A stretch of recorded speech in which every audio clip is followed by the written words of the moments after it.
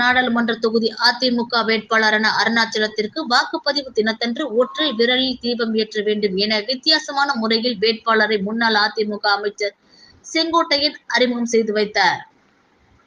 ஈரோடு மாவட்டம் பவானியில் உள்ள தனியார் மண்டபத்தில் வேட்பாளர் அறிமுக கூட்டம் நடைபெற்றது. இதில் அதிமுக முன்னாள் அமைச்சர்கள் செங்கோட்டையன், கருப்பண்ணன் மற்றும் திருப்பூர் பாராளுமன்ற தொகுதியில் போட்டியிடும் வேட்பாளர் அருணாச்சலம் உட்பட ஏராளமானோர் கலந்து கொண்டனர்.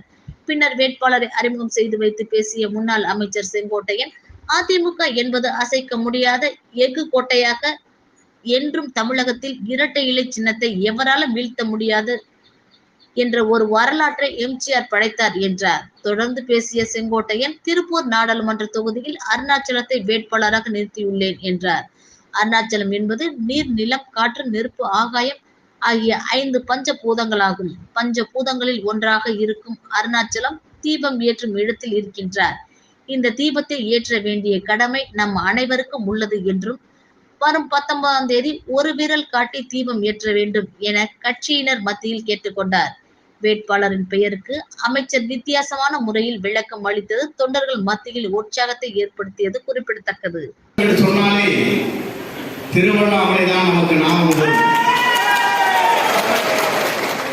தீபத்தை ஏற்றி வைக்கின்ற நிகழ்ச்சியாக பவுர்ணமி வந்தாலே 25 லட்சம் பேர் அந்த மலையை சுற்றி வருகிற வரலாற்றை படைக்கின்ற அந்த அருணாச்சலத்தின் பெயரில் இருக்கிற அன்பு சகோதரருக்கு தீபம் ஏற்ற வேண்டிய நாள் தான் வருகின்ற 19ஆம் தேதி என்பதை நான் நேரத்தில் நினைவூட்ட விரும்புகிறேன்.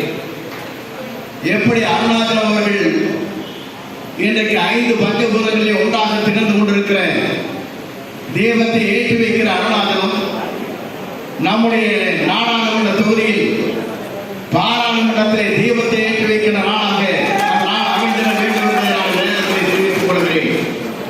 குறிப்பாக இங்கே வருகின்றிருக்கிற அன்பிற்கினிய ஆற்றமிக்க கழகத்தினுடைய